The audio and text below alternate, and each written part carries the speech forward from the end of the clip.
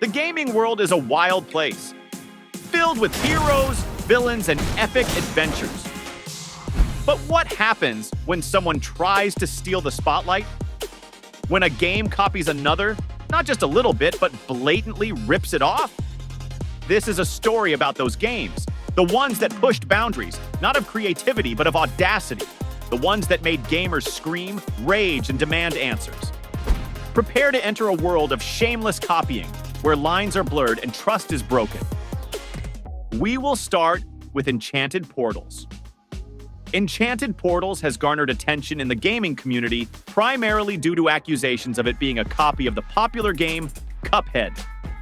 From the moment its trailer was released, many gamers and critics pointed out the striking similarities between the two games, particularly in terms of art style, gameplay mechanics, and character animations. The art style of Enchanted Portals is perhaps the most notable aspect that led to these comparisons.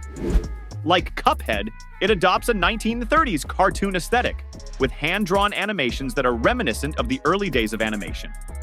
The characters, backgrounds, and even the color palettes in Enchanted Portals bear a resemblance to those in Cuphead, leading to claims that it lacks originality.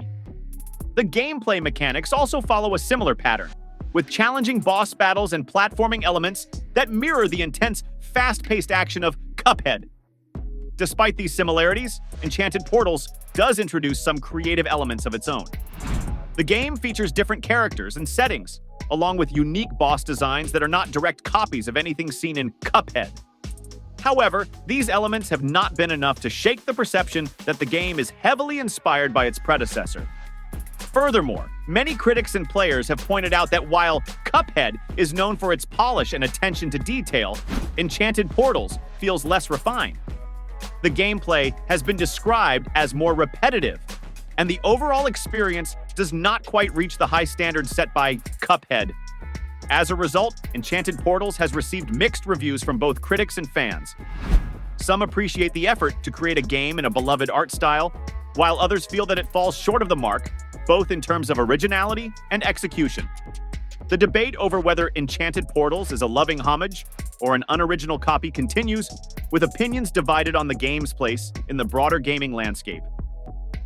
Next, we will talk about Genshin Impact. When Genshin Impact was first introduced, it faced a lot of criticism.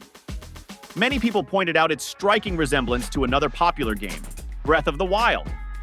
This criticism mainly stemmed from the similarities in game mechanics and visual style, especially during the initial impressions. Players and critics alike noted how the open-world exploration, climbing mechanics, and even the art style felt too familiar, leading to the label of it being a clone. However, as more players dove deeper into the game, Genshin Impact began to separate itself from these early criticisms. The game introduced unique features that set it apart, such as its diverse roster of characters, each with their own elemental powers, and a gacha system that kept players engaged. The story, world building, and continuous updates also played a significant role in shaping Genshin Impact into a distinct experience. Over time, the game managed to overcome the initial negative comparisons and established itself as a successful title in its own right. The developers at MiHoYo showed that while inspiration might have been drawn from Breath of the Wild, Genshin Impact had its own identity. The game's popularity soared, and it became one of the most successful mobile and console games globally, proving that it was more than just a clone. It was a game with its own merits and appeal. The War Z is next on our list. The War Z was an online multiplayer survival game that attempted to capitalize on the popularity of the highly successful module DayZ. DayZ had gained significant attention for its intense and immersive gameplay, which involved surviving in a post-apocalyptic world filled with zombies and other players.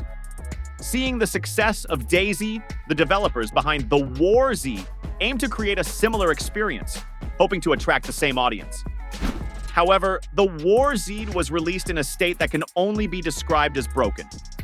The game was plagued with numerous issues, including frequent crashes, poor graphics, and severe bugs that made it almost unplayable. These problems led to an overwhelmingly negative reception from both players and critics. Many who had purchased the game felt deceived, as the product they received was far from the one that had been advertised. The backlash was so strong that the Warzed was eventually removed from their Steam platform, a rare and significant move that underscored just how poorly the game was received. Adding to the controversy was the fact that The War Z was developed by the same team behind another infamous game, Big Rigs Over the Road Racing. Big Rigs was notorious for its poor quality, often cited as one of the worst video games ever made. The involvement of this team in the Warzed only fueled the negative perception of the game, as many players felt that the developers had a history of releasing subpar products. Up next, we have PlayStation All-Stars Battle Royale.